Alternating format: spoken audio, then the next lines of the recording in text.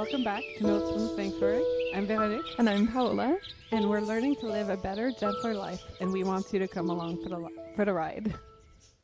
So this episode, we're opening up into something really interesting. We're going to think about, what are vows, how we live our lives in them, in sickness and in health, richer and poorer, better or worse, and seeing if they really, what's the value of them? How do they impact our life? What's up?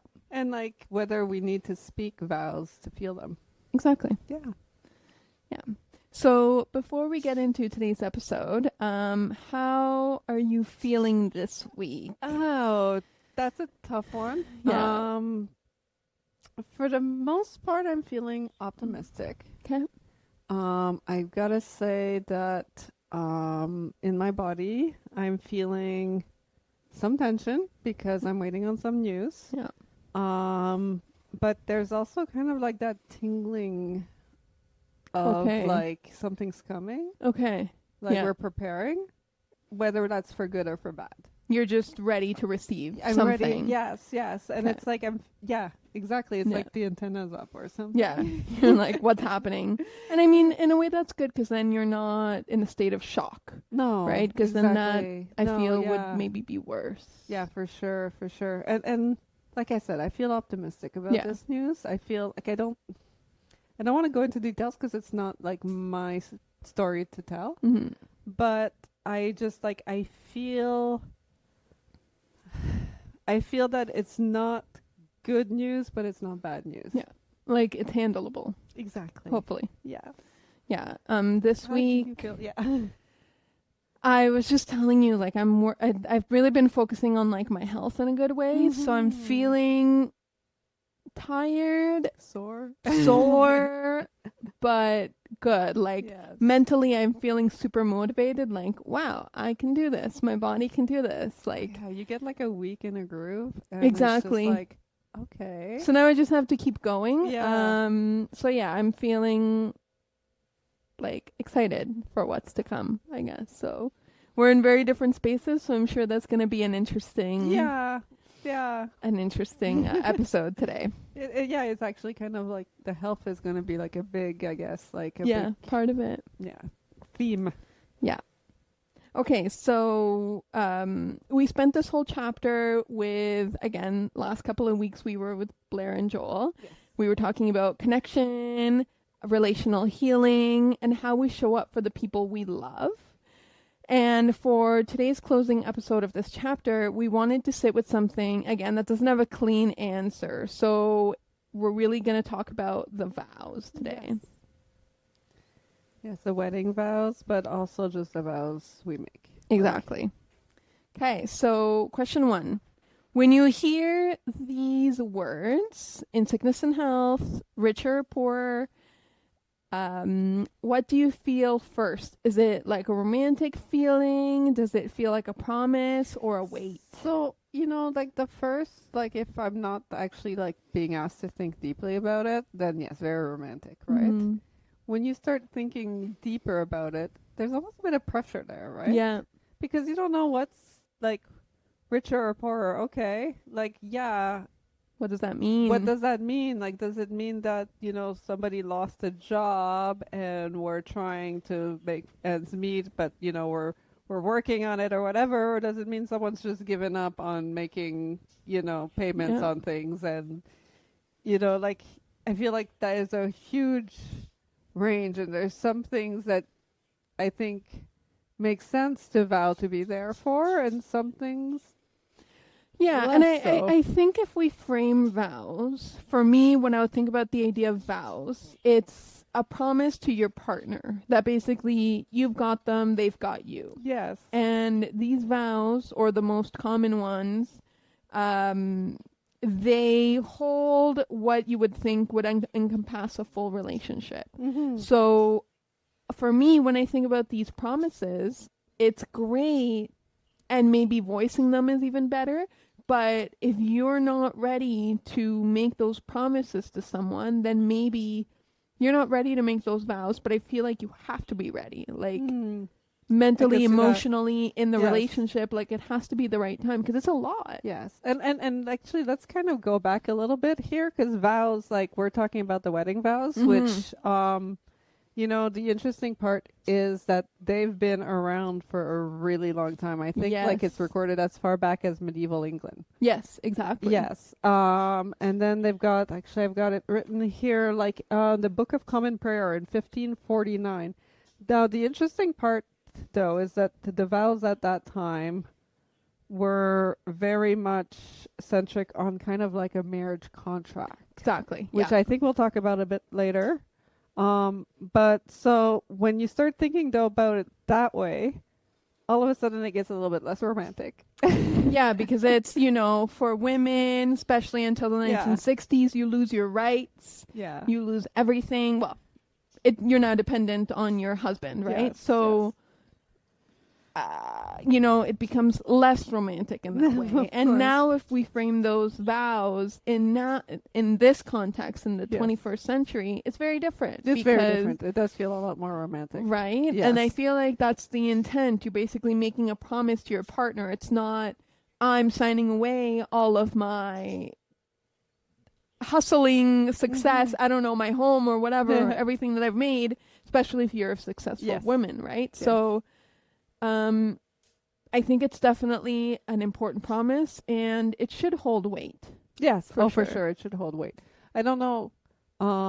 Like, I feel like we can't really get trapped into the vows. Mm-hmm. Like, we can't be like, excuse abuse or No. because we've made vows, but they do hold a lot of weight. Yes. Yeah, of course, because yeah. you make a promise to someone else, Yes. right? So, okay, question 2.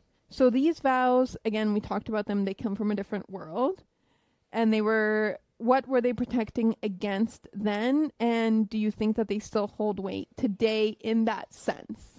Well, that's really interesting because the first part I've like heard often. A lot of feminist discourse will talk about that, about how the vows were pretty much protecting men's right over a woman's property in a way. Right.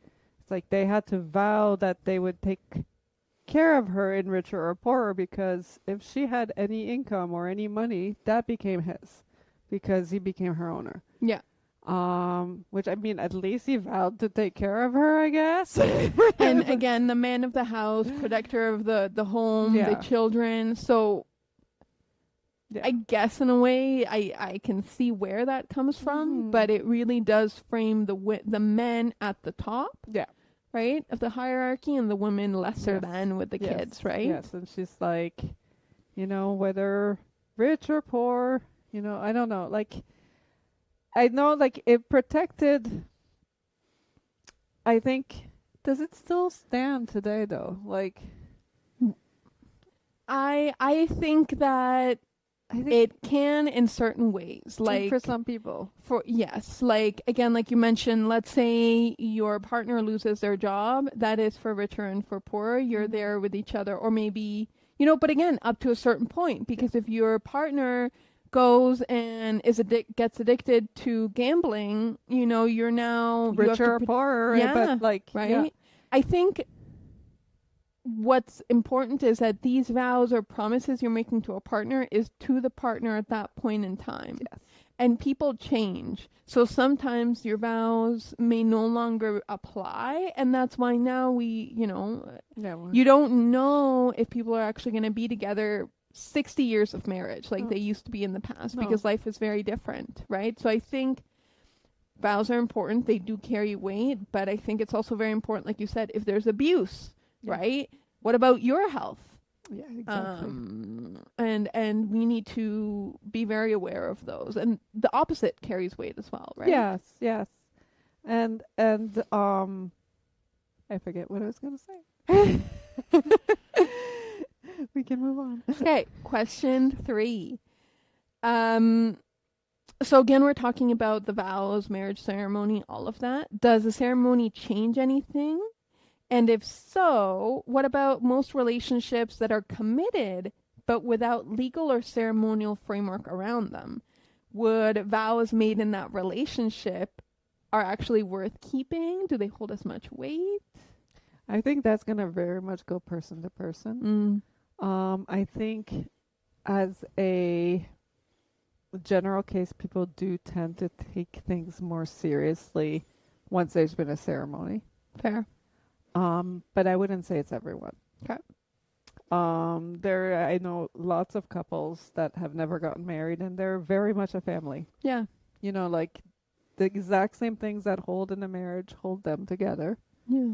I'm sure they have the quiet vows inside of them, like the vows that maybe they never looked at their partner and said, like, I'm going to be with you in sickness and in health, but they know deep down Right. inside that they are, you know. Or maybe they've done those like vows or had that discussion internally as well, True, right? So it may not have happened, like those vows may not have happened in a ceremony, but they did happen, so they're super valid, Yes. right?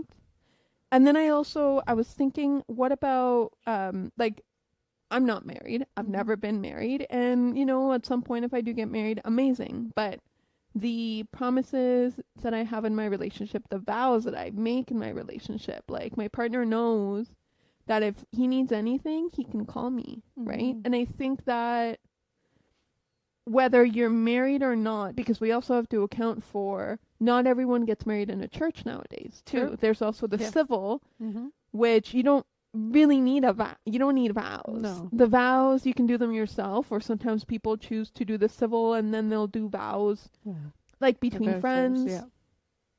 Like, do those still apply? Yeah. Right? That's another question. It's a different type. And I think they're just as important because of the value for the individual. Yes, exactly. So it's like all about what's inside of you Exactly. and how much weight it holds for you. And I think it's okay that it's going to weigh differently on different people. It's just that sometimes those conversations might need to be had. Absolutely.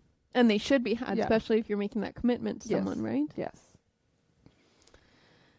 Okay. Oh, and now what about the reverse? So people who have spoken the words formally and then find themselves unable or unwilling to honor them, does saying it, so saying the vows in the past, make it more binding? Or is that a story that we tell ourselves, like an excuse? I think, like, in society's eyes, for sure. Like, you see things like all the time, you know, like the am I the asshole, like, posts and whatever, and people are like, well, they're not even married, so you know. And it's like, so yeah, like, society wise, it's like you're definitely held to a different standard Yeah. if you've made those vows. I think what's important though is how you hold yourself. And so again, it's going to be very individual. For me, if I'm in a relationship, I don't do things casually. Well, I- you like your rituals. We know this. Oh my God, we just had a blue moon. I did some rituals, but anyways, yeah. So like, I don't do casual relationships. So I don't need to be married. Like, we don't even need to have been together a long time for my words to be like important. Like, if we're not together for a long time, the vows might not have the same amount of consequence. Yeah, or like depth almost. Yes. But it's still like something that I mean. Yeah. Because I don't You're I not don't messing play around. around. Yeah, yeah. Exactly. Like, you're here, this is serious. Like, Yeah. you're with one person, you're dating. And okay, this is something interesting I hear. People are like, I'm dating for marriage. Like, I'm not Yeah. dating to date. Yeah. I'm dating to find my person. And I think I'm the same way. Like, if I'm with you, like, I'm Yeah. with you. I'm Yeah. not with you to, leave you a week from now. No, exactly. First off, that's exhausting. I'm not like dating for marriage because I don't need that part. I mean, and sometimes I feel like, because, like, I'm past the age of having more children or anything like that, and so, and like, I have, like, it's so funny. I don't judge at all women who have children outside of marriage. Like, I think that is perfectly fine. For myself though, I feel like, I don't know, it's like women have so many things already that people are judging them for, that you're like trying to get like just one less thing or whatever. Like I feel like, but like I don't have that, so I don't need the marriage piece. Yeah. I like it because I like rituals. Yeah. But I don't need it. Fair. But whether I am dating for marriage, might not be, but I'm dating for long term. I am dating with the goal of this is my life partner. Yeah. And if it doesn't happen that way, I'm not naive. I know that it might not be my life partner, but I'm not going to stick around if I don't think But that's the ideal. Yeah, that's the right? ideal. That's where I'm heading at the time. No, absolutely. So let's move on. We're going to discuss richer or poorer. So each part of the vows, we're going to kind of dig deep a little bit. Okay, so for poorer can mean, like we said, like a job loss through circumstances no one can really choose. So it may not actually be someone's fault, but it can also mean like a long pattern of choices that may affect both people with no signs of changing. Again, we discussed like gambling, for example. Yeah, for example. Does, in your opinion, the vow treat those two aspects the same way? And if so, should it? Like, what are your thoughts? You know what? On the outside, for sure. Okay. Because people don't really know what's happening inside of your marriage, Yeah. for one thing. But also, I don't know, like, people hear the word marriage, and it's very, very solemn. It's almost like a punishment. You know, like, you hear, like, and it's not just men. Of course, men make joke about it. Yeah. But I feel like they look at marriage almost as in this, like, well, I'm married now, so and I think that's partly one of the reasons is that people feel like richer or poorer, or they feel trapped on circumstances. Like, I personally though believe that, again, depending on circumstances, right? Yeah. Because so my ex, I was with him throughout all of poor, some really, really low lows, like a couple years of no jobs. And funnily enough, I left during richer. Yeah. And it was like, okay, he's okay now. He's good. You don't have to worry. Yeah, exactly. But again, I think it goes back to they should carry, in theory, the same weight, but I really value the idea of thinking about yourself. So you need to have that selfish aspect. For sure. So even though you make a vow to someone else, whether in a marriage or in a long-term relationship, like let's say common law, for example, I think while the goal may be to stay together, and yes, there can be a sense of like, I'm trapped, but that's really when you're not with your person. Like, it's not the right fit. Yeah. Which again, you may not. The fits might change. So. So it may happen, but I think the most important is at the time with that person, are you trying your best? And if that best is, you're limited at, I can't even feed my children because of this issue, well, maybe you make other choices. Yes. And the funny thing about you said being selfish, one thing I tell my kids a lot is that being the right amount of selfish is actually less selfish, because you're not putting your happiness in someone else's hand. Yeah. You're not putting it onto someone else. So by taking care of yourself and putting yourself first, it means someone else doesn't have that responsibility for you. And I was at a class the other day and they were like, think about how hard it is to lift yourself up. Like, if you do a pull-up, can you do a pull-up? No, I cannot. Me neither, right? It's hard. So if we expect someone else to pull us up, that's a lot, right? That's true. So we need to recognize that we have to pull ourselves up first, either physically, emotionally, metaphorically, whatever it is, and then comes our partner, right? They should not be the one who has to do it first. No, they're like the icing on the cake. Exactly. So we're our own whole cake. Exactly. All the cake. Okay, so now what about richer, right? Do we celebrate each other's thriving as actively as we show up in hard times? I don't. Interesting. I don't, because I have a lot of a caregiver in me, and if a relationship is not good, I might stick around for the caregiving. Mm. So not a good thing.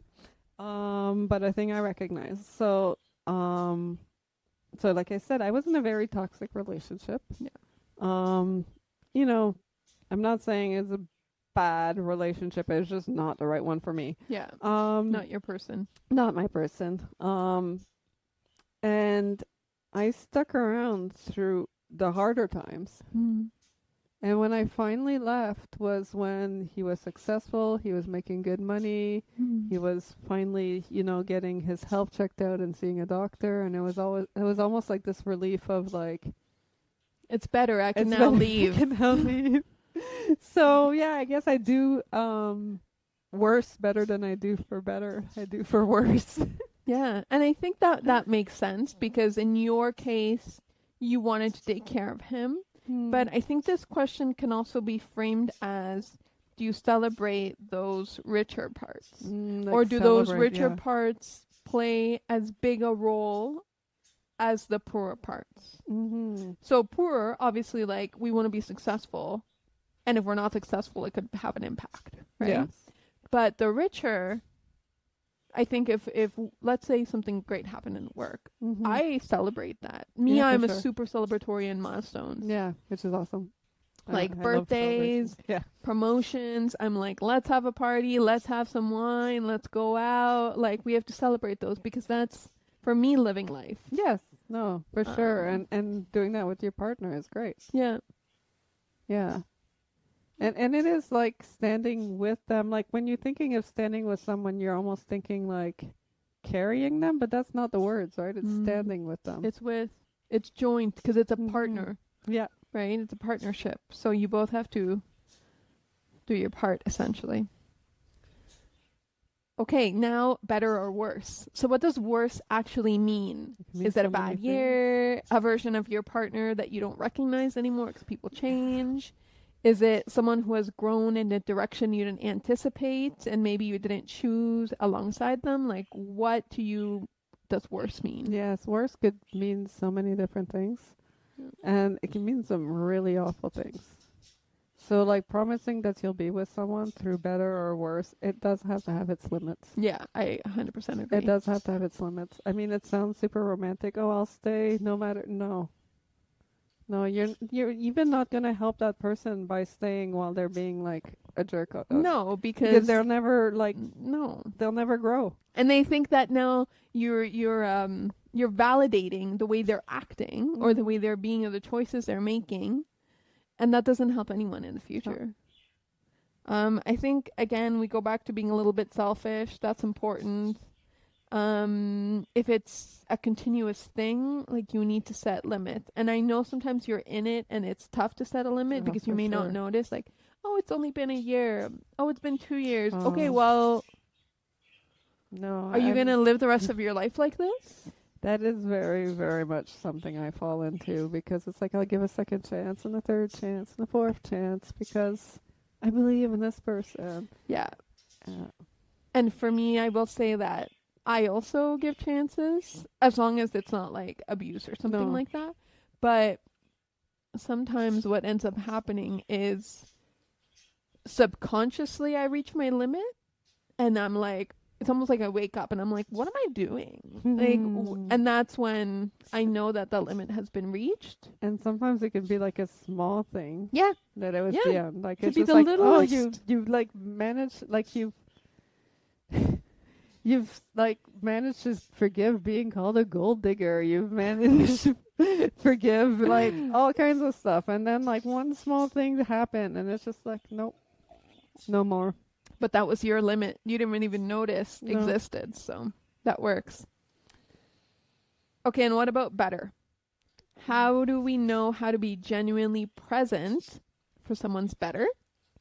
Do we know how to receive it when it's our own betterness that they're celebrating or being present for? It's very interesting because I feel like these positive marks I actually have a harder time with. Interesting. Do you think it's because you haven't experienced them or had to receive them often? I mean, I've definitely had some strong positive moments in my life. I mean, I've published a book. I've, like Mm-hmm. I've had like I've definitely had better moments, Mm-hmm. and I don't know, I've never really it's like it's it's something that and You it's struggle with a I little struggle bit. with, and it's weird because I don't consider myself like self-effacing or Yeah. anything like that. Like I am very much like, hey, look at me. So I don't know. Yeah. But it's almost like if it's Hmm. too real, then it's embarrassing. And I think it can be scary to be so vulnerable, right? Like, Mm. because if you're in your worst part, you can help someone or someone can help you. Yeah. But if you're better, it's like, okay, so what? I almost feel like bragging too, right? Like, oh, Okay. my life is so good. My life is pretty good. Honestly, you're very privileged. And I will Yes. say, like, I think we go back to circumstance and balance. Like, Yeah. you need, like, if you're always really good, are you being over positive? Like, is it Mm. actually so good? Like, are we being realistic here? Yeah. Um, yeah, And again, it's going to be subjective. exactly. Okay. In sickness and in health. Well, that one That that one one is the hits big hard. one. That one Yeah. hits hard right now. Um Yeah. So, I know you won't. no, I won't go into details, but I will kind of so like I'm waiting on news from my partner about his health. Um That's all I'm going to say about that. But actually, while we were preparing for this podcast, I thought about the health part. Mm-hmm. And I thought about Blair and Joel going to the gym together. Yes. And that's really being together in health, right? Yeah, They because they definitely do the that's sickness wellness. too, right? Yeah. That's the positive aspect of the Yeah, health. yeah. So like they really like push each other towards that positive. And actually if we look at that and we kind of bring it to the other ones, like better, like being together and for better is almost also helping each other better themselves, right? Yeah. Better each other, Yeah. which is definitely something I can relate to in my current Absolutely. relationship. Um, so going back to the sickness and health, um, I think there's a lot that comes with that. Um, there's a lot of realizations that can be made too. Absolutely. And I think if you're there for the good stuff, so the health, the better, the richer, and you support each other through that, I feel like that's what builds and makes your foundation and your relationship stronger.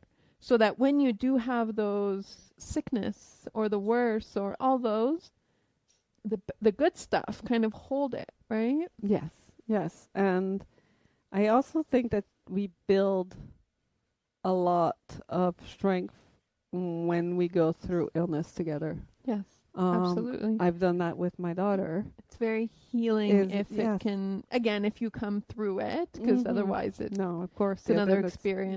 yes.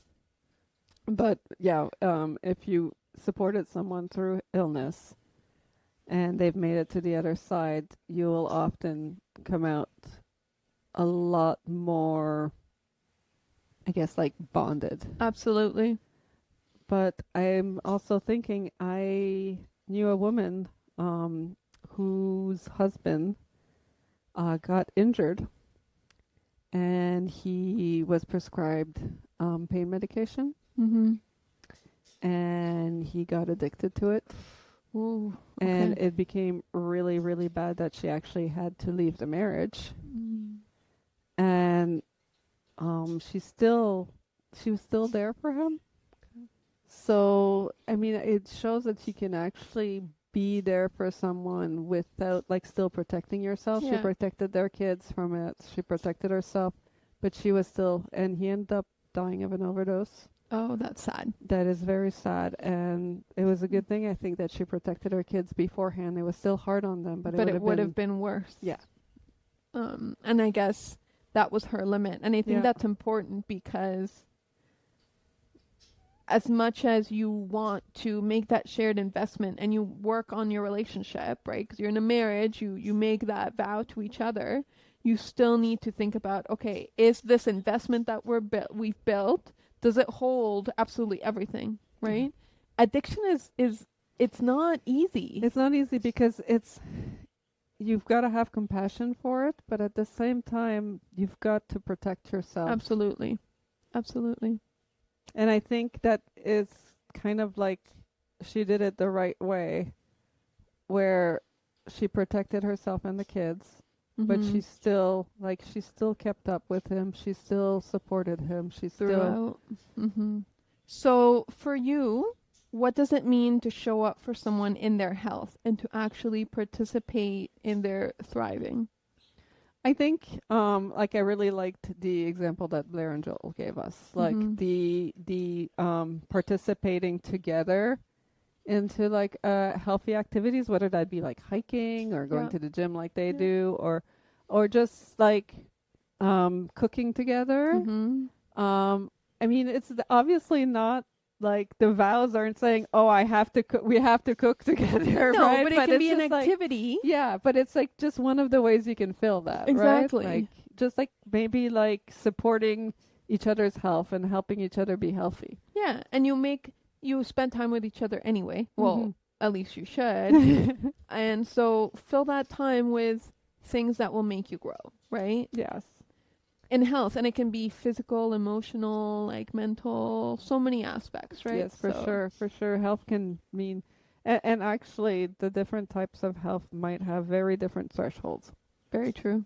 Like mental health crisis, you might need to remove yourself from. Yeah. Even if you want to support them, you might because they can impact your mental health. Exactly. You might need to have the distance. Yeah. Again, if you've made that vow, you might want to still. Again, you like it's really personal. I feel like I would still want to check in on that person. I would still, but I might need that space. Absolutely. Because again, like you said, we have to be selfish first. We have to be. There's no way. We're individuals first. And then because if you're not good, how can you help others? No, exactly. Like, how can you be with others? And then you're like also like being a weight on other people. Exactly.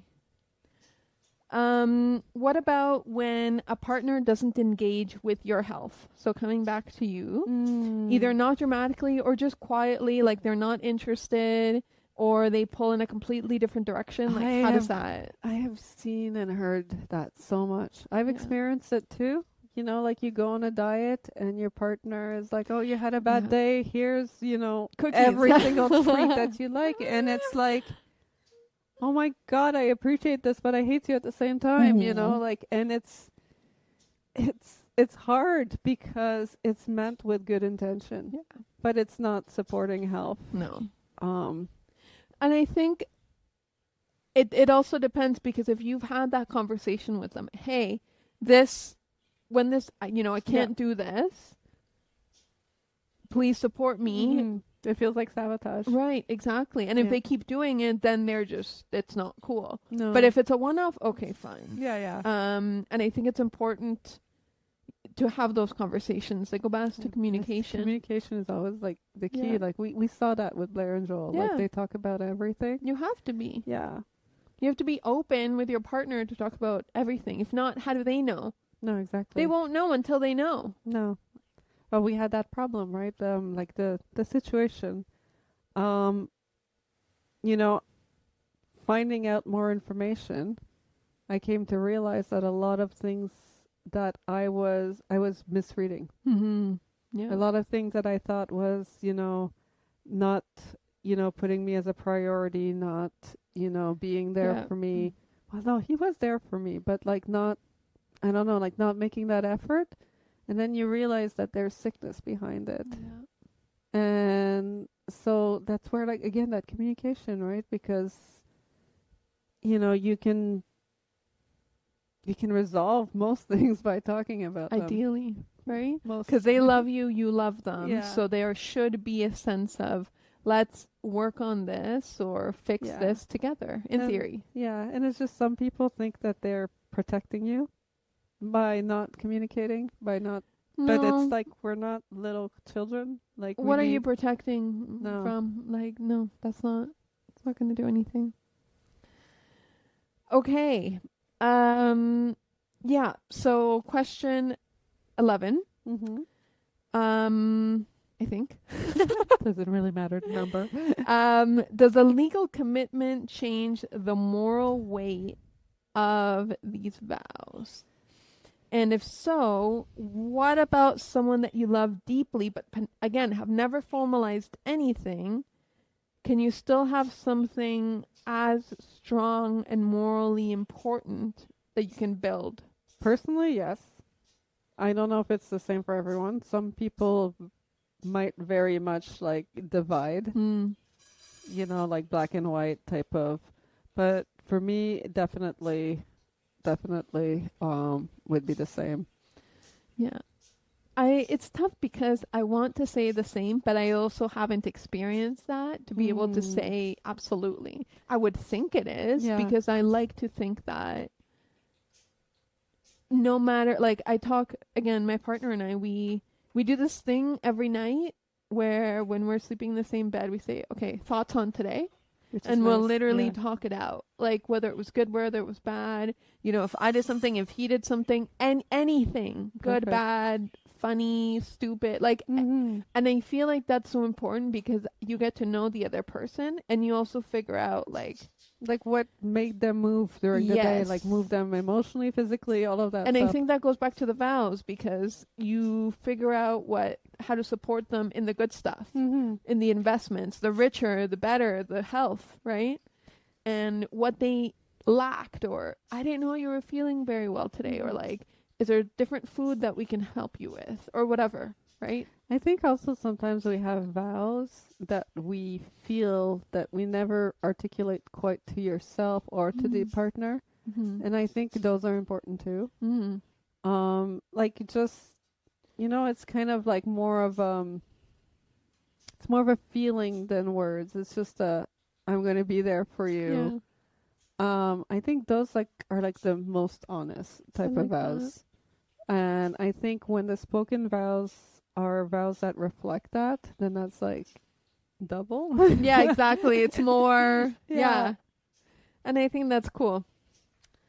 Okay, can you love someone through their sickness without being their partner in an official sense? And can you honor the felt vow even if the former relationship changes? So I just talked about that with your friend a little bit. Yes, and the funny thing is, before remembering that situation, I might have been really unsure. Yeah. It's hard though because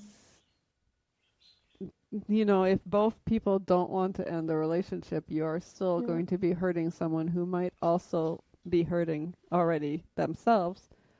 But I think in cases where the two people are mature adults, with communication, they get to a point where they understand each other and they understand why they could not be together. And the vow can kind of still be there. It just pivots a little bit. Yes. Yeah. So like, for example, some years ago, my ex-husband had nowhere to live. I invited him to come and stay in my basement. He's the father of my kids. I wasn't going to see him out on the street. But it's also, he was my ex-husband. We did make the vows to each other. To support each other, to be there, to better or worse. And I think we have been. Okay. We've not remained married. We don't have like a romantic relationship in any shape or form, but we have been there for better or worse. Yeah. We probably have actually, fulfilled those specific vows. And that's still nice. are. I like that example because you take the romantic part and you treat them as a human almost that you care about, right? Yeah. Because even if there may not be the romantic love, you still have the other love, the caring love, like. Exactly. Yeah. Yeah. That's important. So, okay. We are going to bring it home. Yes. So I had this thought. So like about what if sickness and health isn't just a single promise that you make once in a room full of people?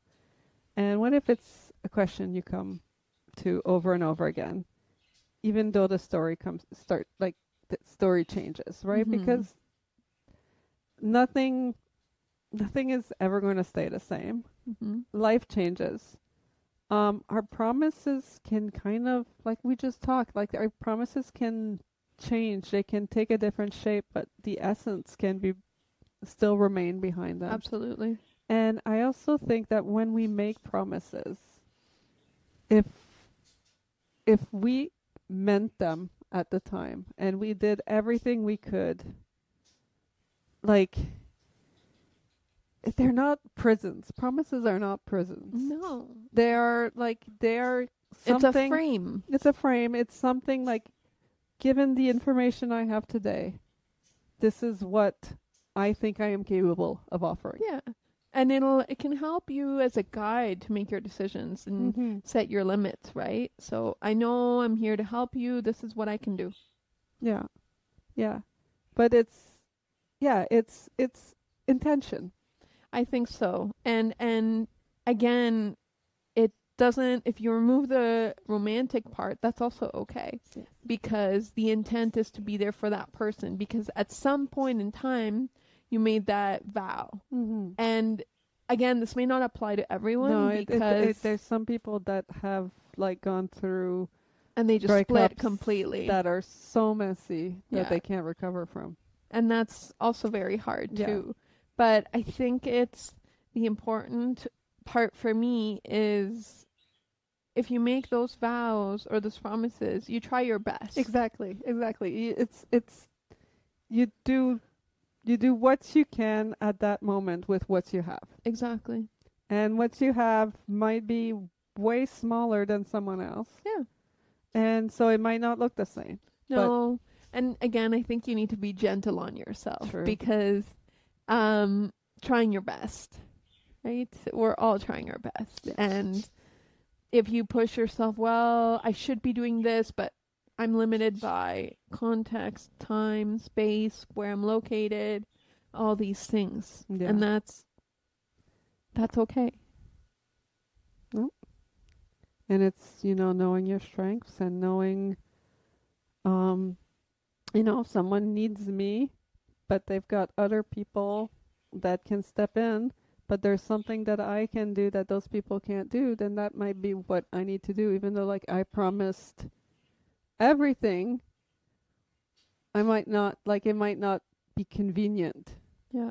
Like, there might be other people who can step in. Yeah, like time, space. Mm-hmm. Time and space, it may not work because you may live somewhere else, or they may be more equipped. Mm-hmm. Also, like, it's, and that's not on you as a romantic partner either, because you're not. sometimes it's also understood that they'll try their best, but you also, as an individual, you have a circle of people who love you and care for you, and they should also be there for you. Yeah, for right? sure. For sure, you're not like the sole caregiver. You're not an island. No. It's a very interesting topic. Yeah, absolutely. So I know this topic has been super kind of deep and interesting, because vows are very one-sided. Yeah. So we're going to do a little bit of a nervous system relaxation. I probably need it. Yeah. I know there's a lot on your mind right now. So we're going to do a simple body-based reflection. So what I want everyone to do is to find your breath, relax your body. Let your body settle, sit comfortably. And what I want you to do is bring to mind someone you love. Romantically, friendship, family, whatever form love takes for you. And think about how they matter to you, and ask yourself, without pressure, without needing an answer right this second, what am I offering this person? And is what I'm offering coming from a full place of love and giving, or from fear? And sit in those thoughts. Take deep breaths in and out. and just notice. Notice what your body says. Notice what you feel. Think about what your brain automatically thinks about and sit in that question. Maybe a few days later or tomorrow you come back to it and you think about it again. Sometimes we just have to listen to, what our body and nervous system and mind are telling us. That was actually a really interesting question of doing it like from fear or I feel like I've got so much positive stuff in my life right now that I can give. Yeah. Like I can give your glass so much. is full. Yeah. But in the past, I've given out of fear a whole lot. I've always given all of myself in relationships, but there was a lot of, so I'm not alone or so I don't lose them or so they value me, so they know just how, what they've got. Yeah, exactly. Yeah. Yeah. And yeah, I'm definitely at a different stage right now, but you saying that made me realize like that's where you were before. Yeah. Interesting. Oh, that's a really nice reflection. Yeah. Well, this one was personal for me. It's been a very personal episode for me. I did kind of anticipate it when I changed the theme because it was a little bit like my mind was so much on that. You were in it. I was in it, and I was like, well, that works. Like we're doing relationships, so that works. It got deeper with the whole vows, which was really like, like better or worse, and just like the idea of like the better and taking them apart, right? Yeah, you don't really like think the about idea that of like part. the better that I don't